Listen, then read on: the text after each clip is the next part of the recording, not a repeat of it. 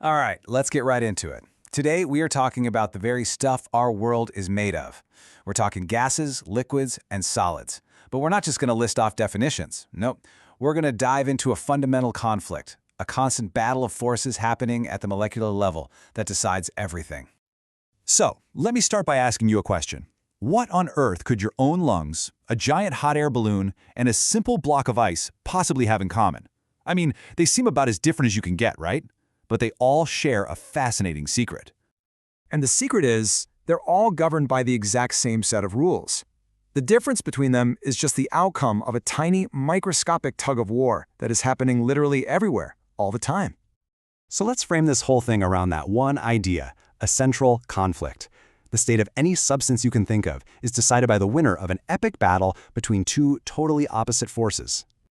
Okay, so in one corner, we have kinetic energy. This is the energy of motion. You can think of it as the force of chaos. The hotter things get, the stronger this force becomes, and all it wants to do is push particles apart and cause a mess.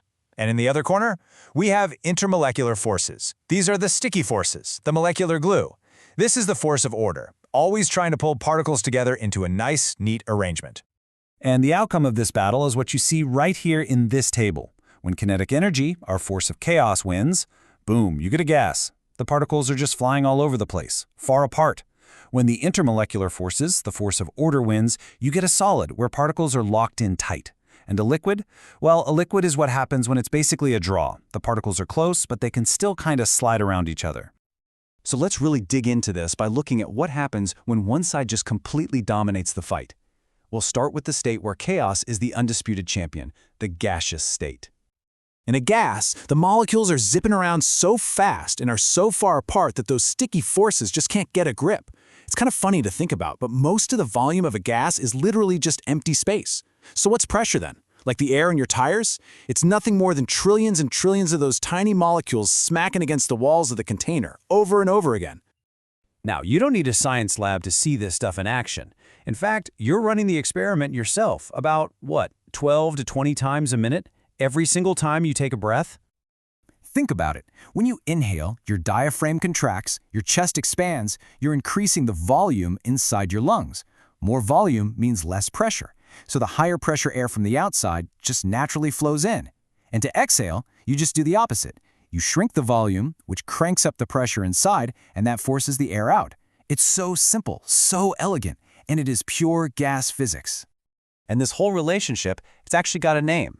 It's called Boyle's Law. It's a fundamental rule for gases. You keep the temperature the same, you make the volume bigger, the pressure goes down. You make the volume smaller, the pressure goes up. It's that simple. Every breath you take is literally a demonstration of Boyle's Law. Okay, so we've seen what happens when chaos wins the day. But what about the other team in this battle? Let's talk about the force of order, those sticky intermolecular forces that make liquids and solids even possible. Now, these sticky forces come in a few different strengths. The weakest ones are called London dispersion forces. Every molecule has these. Then you get a little stronger with dipole-dipole interactions.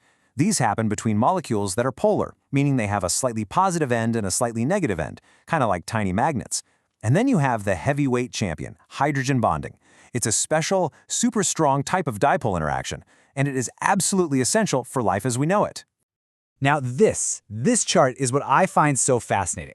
It really puts things into perspective. Look how weak even the strongest of these sticky forces, the hydrogen bond, is compared to a covalent bond. A covalent bond is the force that actually holds the molecule itself together. It's like comparing the strength of a sticky note to superglue. And yet, it's these relatively weak sticky notes that determine if something is a solid, a liquid, or a gas. And nowhere is the power of these sticky forces more obvious than with good old water. That humble hydrogen bond, it's the secret ingredient to pretty much everything that makes water so special. This super stickiness is the reason it takes a ton of energy to boil water. It's also responsible for one of water's most famous quirks. See, when water freezes, the hydrogen bonds force the molecules into this open crystal structure. That structure actually takes up more space than the jumbled up molecules in liquid water. And that's it. That's why ice is less dense.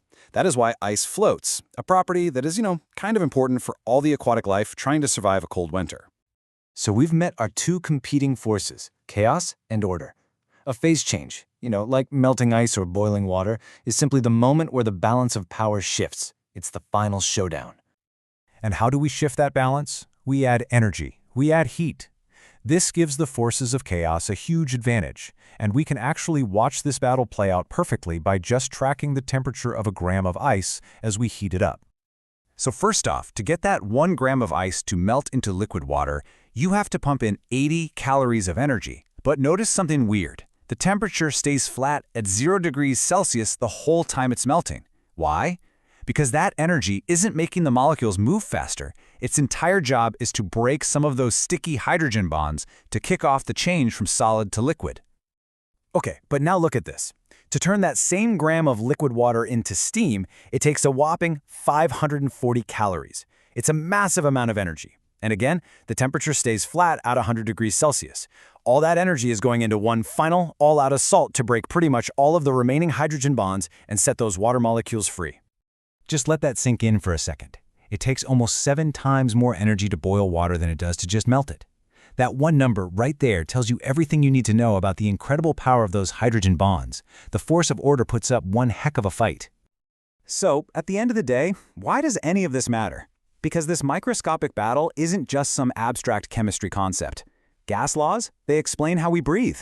Intermolecular forces? They explain why we have liquid oceans and why fish don't freeze solid in the winter. Phase changes? They govern everything from the global weather cycle to how you brew your morning coffee. Which, leads to one last really cool thought.